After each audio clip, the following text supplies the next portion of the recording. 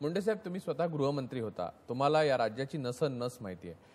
एक 2-3 गोष्टी आपण याच्यावर बोलू, या संदर्भातच पुढे जोडून की अनेक सुरक्षा एजन्सीच्या नावावर ज्या मोठ्या सुरक्षा एजन्सी स्थापन झालेल्या आहेत त्या इल्लीगल आहेत, बेकायदेशीर आहेत, त्यांच्याकडे हत्याराचे परवाने बाहेरून कुठून तरी आणलेले आणि तिथून येणारी माणसं जी आहेत त्यांचं कोणताही डोमिसाईल किंवा त्यांची आयडेंटिटी पण आपल्याला माहित नसते. अशा प्रकारचा मोठा गट जमाव आपल्याकडे गोळा होतोय मोठ्या शहरांमधनं सगळ्या, कारण इंडस्ट्रियल डेव्हलपमेंट होते तशी. हा एक भाग. आणि दुसरा भाग, खुद्द सरकारने नियमाप्रमाणे अधिनियमाप्रमाणे आता कमिशनरनी आदेश काढला तरीही मराठी भाषेमध्ये पाट्या लावायला बेदरकारपणे नकार देतात किंवा लावत नाहीत. अशा प्रकारची एक गुरमी. या सगळ्याला तोंड कसं द्यायचं? पहिल्यांदा तर महाराष्ट्र सरकार, मी माझ्या काळात असा विचार सुरू झाला होता, सुदैवाने पुन्हा म्हणजे दुर्दैवाने राज्य आलं नाही. मुळामध्ये सरकारनेच एक कॉर्पोरेशन काढायला पाहिजे सुरक्षा देणारं, ज्यांना सुरक्षा हवी आहे खाजगी, कारण सरकार सगळ्यांना सुरक्षा देऊ शकत नाही. तर त्याच्यामध्ये एक्स मिलिटरीमन, एक्स पोलिसमन आणि एक्स पॅरामिलिटरी फोर्सेस मधल्या रिटायर माणसाला, कारण हल्ली 11 वर्षाला 12 वर्षाला लोक रिटायर होतात, त्यांना जॉब द्यायचा आणि मग त्याला त्या सुरक्षा यंत्रणेतून पुरवायचं. त्यामुळे आता हे बाहेरून येऊन सुरक्षा एजन्सीज काढून जे सुरक्षा पुरवली जाते ते थांबू शकेल. किंवा ज्या सुरक्षा आपण सुरक्षेला शेवटी गृहमंत्रालयच मान्यता देतं आणि गेल्या 9 वर्षात एवढ्या एजन्सीला मान्यता दिल्या, त्यामुळे आणि ह्या सगळ्या सुरक्षा कंपन्यांमध्ये महाराष्ट्रीयन माणूस नाहीच्या बरोबर आहे. त्यामुळे त्यांना आठ घालायला पाहिजे की जर तुला आता व्हेरिफिकेशन करायला पाहिजे, किमान 80% लोक याच राज्यातले तरुण घेतले पाहिजे. पण ही जे आता बघा, कायद्याने आपण प्रयत्न केला, जयराज फाटकांसारख्या कमिशनरनी, मुंबईचा कमिशनर ही दबदबा असलेली व्यक्ती, त्यांनी स्वतः नोटीस काढल्यानंतरही तुम्ही रस्त्याने सर जाताना पाहाल की कुठेही काही बदल, काही ढिम्म परिणाम झालेला दिसत नाही. ही गुरमी कशातनं आलेली आणि त्याच्यावर काय उपाय करता येईल? आपण राजकीय सत्ता फोर्स म्हणून मी विचार, मी काही त्याला गुरमी असं मानत नाही. चाललंय मुंबईला बॉम्बे म्हणत होते, बॉम्बे नाव होतं मुंबईचं, आम्ही सत्तेत आलो त्याचं मुंबई नाव केलं. दुसरा एक मुद्दा, तुम्ही मराठवाड्यात न आलेले आहात. या वर्षीच्या पावसाचं प्रमाण, मध्यंतरी पाऊस झाल्यामुळे निदान थोडाफार पाऊस पडला, पण तरी सुद्धा ओढ दिलेली आहे पावसाने आणि मराठवाड्यामध्ये तर सरासरीपेक्षा 41% कमी अजून पाऊस पडलेला आहे.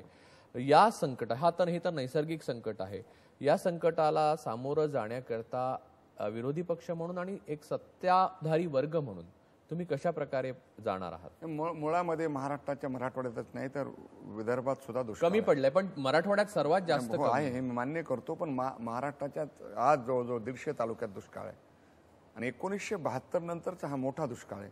1972चा दुष्काळ हा मुख्यतः रोजगाराचा दुष्काळ होता. केवळ रोजगार उपलब्ध नव्हता. दुसरा अन्नधान्याचा दुष्काळ होता. पण यावेळी पिण्याच्या पाण्याचा सर्वात महत्त्वाचा दुष्काळ आहे. म्हणजे महाराष्ट्रात पिण्याच्या पाण्याबद्दल, पिण्याचं पाणी मिळालं नाही म्हणून दंगे होतील. आतापर्यंत धर्माच्या जातीच्या आधारावर दंगे झाले, पण यावेळी पिण्याच्या पाण्यावर दंगे होतील. कारण आज सगळ्या महाराष्ट्राच्या नद्या कोरड्या आहेत, सगळ्या धरणात जवळजवळ पाणी नाही आहे. त्यामुळे पिण्याचं पाणी हा या दुष्काळातली गंभीर समस्या आहे. एक मुद्दा ते जर सोडायचं असेल तर आपल्याकडे 300-400 फुटावरच बोर घेऊ शकणाऱ्या बोर मशीन आहेत. पण बिहारमध्ये किंवा उत्तर प्रदेशमध्ये जेव्हा पाण्याची लेवल खाली गेली तेव्हा 1200 फुटापर्यंत पाणी काढलं जाऊ शकतं. आता ऐनवेळी आता जर ही ऑगस्टमध्ये स्थिती आहे तर मे मध्ये काय होईल? त्यामुळं तहान लागल्यानंतर विहीर खोदण्याची भूमिका न घेता मार्च ते पुढचा जून या काळामध्ये जास्त गंभीर परिस्थिती होईल, त्याच्या संबंधी आताच पावलं उचलली पाहिजे. गावात मी म्हणेल की शेवटी संकट हे संधीत रूपांतरित करायला पाहिजे. हे दुष्काळ हे संकट आहे, पण महाराष्ट्राच्या सरकारने आणि सर्व राजकीय पक्षाने याचं संधीत रूपांतर करायला हवंय. जसं 1972ला दुष्काळ झाला तर सगळ्या खेड्यांना वसंतराव नाईकांनी रस्ते केले. मला वाटतं गाव तिथं तळ करावं, म्हणजे प्रत्येक गावात वॉटर स्टोरेज करावं, ह्या संधीचा फायदा घेऊन. मग गावात लोकांना रोजगारही मिळेल संधी. दुसरं आपल्याला नवे रेल्वे ट्रॅक टाकायचे, रोजगार हमीतर्फे रेल्वे ट्रॅकचं काम करावं. असे काही ज्या नाहीतर पैसा वाया जाईल. जो पैसा आपण लावणार आहोत तो राज्याच्या विकासासुद्धा लागेल. आता काही समजा आपले रस्त्याचे 500 लोकसंख्येच्याच गावापर्यंत आहेत, पण आता आपण 200 लोकसंख्येचं गाव आहे, वस्ती आहे, तिथे सुद्धा रस्ता करण्यासंबंधी भूमिका घ्यावी. म्हणून हा सगळा पैसा विकासासाठी लावा. जनावरांच्या चाऱ्याच्या संबंधी कॅम्प काढून पैसे दिले संस्थांना, त्याच्यामध्ये प्रचंड भ्रष्टाचार झाला. त्यामुळे डायरेक्ट शेतकऱ्याला आपण चारा तगाई द्यावी. असे काही उपाय म्हणजे चारा, पाणी आणि रोजगार ह्या 3 समस्या निर्माण झाल्यात. आणि महाराष्ट्राच्या सरकारने, माझं मत आहे की प्रत्येक बजेटला 10, 15, 20% कपात लावून हा सगळा पैसा दुष्काळासाठी उपलब्ध करून द्यावा. आणि आम्ही विरोधी पक्षांनी राजकारण या विषयावर न करता आम्ही दोघांनी मिळून केंद्र सरकारकडे मदत मागितली पाहिजे आणि दुष्काळाला सर्वांनी मिळून राहत दिली पाहिजे. तुम्हाला काय वाटतं की कर्जमाफीने फायदा झाला शेतकऱ्याचा? ही शुद्ध बनवाबनवी वाटते मला, कारण कर्जमाफीने महाराष्ट्रातल्या 18 ते 19% शेतकऱ्याला कर्जमाफ झालंय. कारण कर्जमाफीचा निर्णय 2 हेक्टरपर्यंतच्या शेतकऱ्याला लागू आहे. नंतरचा जो वन टाइम सेटलमेंट आहे हे तर सगळ्या बँकातून बाकीच्या कर्जदाराला आहे. म्हणजे एखाद्या शेतकऱ्यावर जो 2 लाख कर्ज आहे त्यांनी वन टाइम फोर्थ भरायचं, म्हणजे त्याजवळ 1.5 लाख आहेत कुठे भरायला. म्हणून मला सांगायचं आहे की कर्जमाफीचा निर्णयामधलं धोरण चुकलं.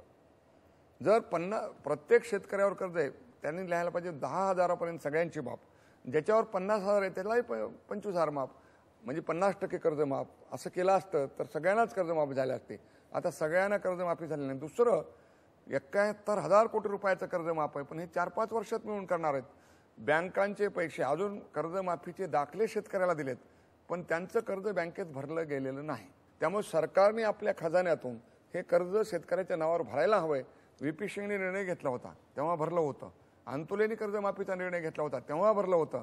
पण आत्ता जो शरद पवारांनी किंवा मनमोहन सिंगने निर्णय घेतलेला आहे हा फक्त कागदोपत्री आहे. वास्तव्यात तो राबवला गेलेला नाही आणि त्याचा फायदा शेतकऱ्याला झाला नाही. त्यामुळे 20% शेतकऱ्याला फायदा झालाय, पण 80% शेतकऱ्यांच्या मनात नाराजी आणि ही मतपेटीद्वारे सुद्धा प्रगट होईल.